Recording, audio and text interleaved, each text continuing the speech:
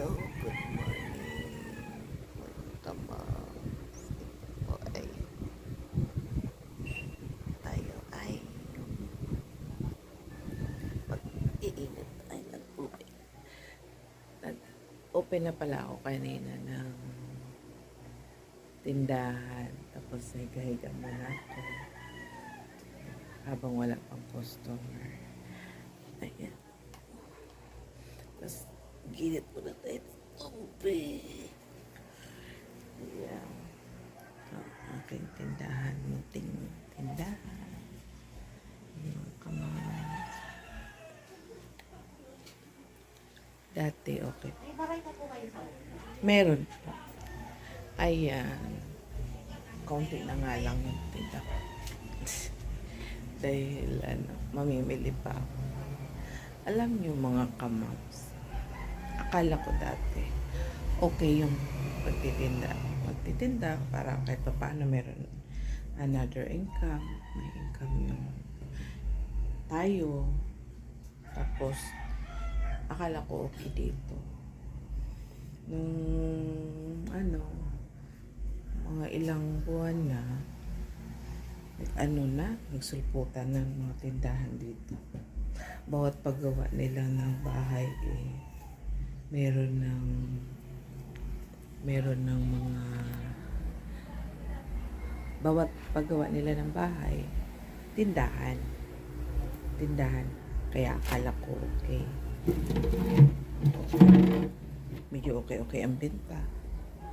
Ako, makakatulong sa akin, para sa mga anak ko. Kaso lang ngayon,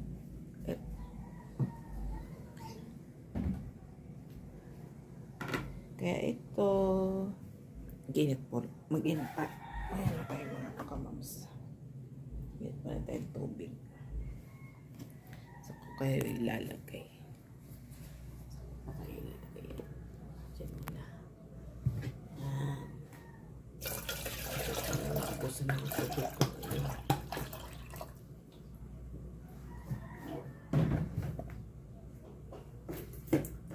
Tapos yun, may tindahan na ako. May tindahan doon, may tindahan na dito, nagulat ako, dami ng tindahan. halos kapitbahay ko may tindahan. Diba? Siyempre, gusto rin siguro nilang kumita. Libangan. Kaya, ayan. Mana tayo tubig mo. Ngayon naman, dahil medyo matumala ang tindahan ko, nag-add ako ng nag-fishbowl ako ngayon dito sa tindahan ko. Fishbowl. Para kahit paano meron another income, dagdag kita. Diba? Ganun talaga tayo mga kamams. Dahil gusto natin madagdagan pa yung ating mga kita. Mahirap ang hirap pala ang isang single mom. No? Napakahirap ng isang single mom.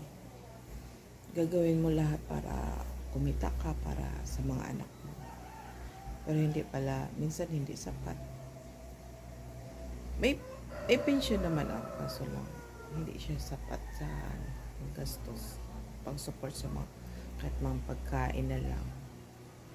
Yun, kahit papaano. Ito nga yung tindahan ko, kaya ako siya kaya ako nagtinda-tinda para kahit papaano sa pagkain lang. Kaya yun, may pinaplano na naman ako na para hindi kasi ako kulang pa yung income. Ilan yung pinapaaral. Ayan. Ito mga mamas. Yan lang muna for today's video. Yan nga, at tayo ay mag-init muna tayo. Nag-init pala muna tayo ng tubig para mamaya, ang fishbowl ko naman, inaano ko yun ng mga 1 o'clock para merienda. Merienda pala. Merienda na mga bata. Yan ang mga kamams mo. Hindi mo na alam kung anong gagawin. Ano pang negosyo mong ipapasukin mo. Una-una sa lahat, syempre budget. Magpa-budget ka din ng kung another another business. Ay, hirap. Pero okay lang kasi kahit pa paano may income, may dagdag, may another option baga. Yun mga kamams, sa tayo magkape-kape muna tapos nag-init ko ng tubig, kaya yun. Comment kayo mga kamams kung ano pa ba dapat kung ipasukin kong negosyo na medyo makatulong-tulong ulit sa aking mga anak. Kasi meron pa akong isang college, meron pa akong high school. Yung pangalawa ko naman, yun yung katuwang ko ngayon. At saka yung panganay ko, kagagraduate lang ng college. Yung palang siya palang mag-uumpisa ngayon sa kanyang trabaho. Ayan, kahit pa paano, baka sa susunod, makakatulong-tulong na din sa amin. Para yung sa susunod, pag nakagraduate yung pangatlo ko, yung pangalawa ko naman mag-aaral. Hirap no mga kamams. Comment ka kayo dyan kung ano pa dapat kung pasukin na negosyo. Ano bang patok ngayon sa ngayon na kasi kapitbahay ang mga tindahan dun, tindahan dito sa kabilang kanto.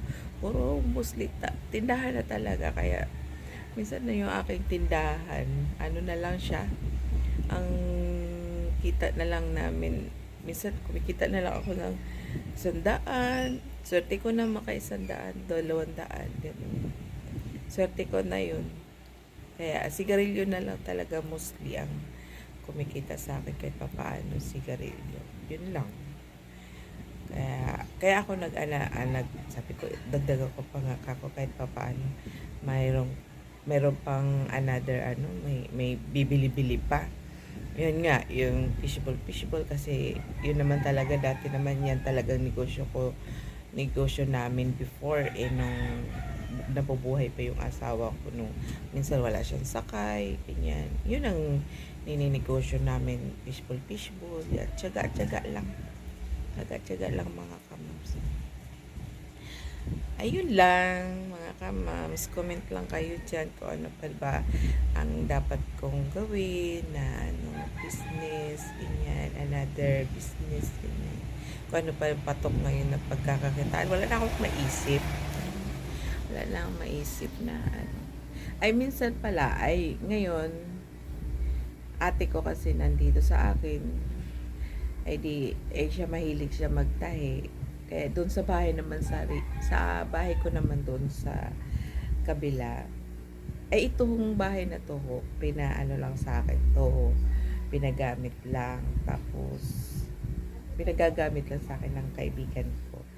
Tapos yung bahay ko naman bahay ko talaga sa 13, yun yung ando naman, din ako nga panahi, basahan. Kaya kahit pa paano, dagdag income ulit. Hirap no? Kung anong natin no? Basta pagkakakitaan lahat. Ayun lang mga kamams. Please subscribe my YouTube channel. Kahit sa ganito lang, baka ito pa dagdag din siguro to kung makilala man ako sa social media na ganitong YouTube kung minsan nga lang kung makapag-download kasi busy din minsan. Ayun, kaya laban lang tayo mga kamams, laban. Yan ang mga buhay single mom. Laban lang tayo. survive sa ating mga anak, no? Para sa mga anak naman natin. Yeah, hindi naman para sa sarili, kundi sa mga anak talaga. Una-una natin talaga mga iniisip mga anak natin. Ayun. So, please subscribe my YouTube channel. Bye!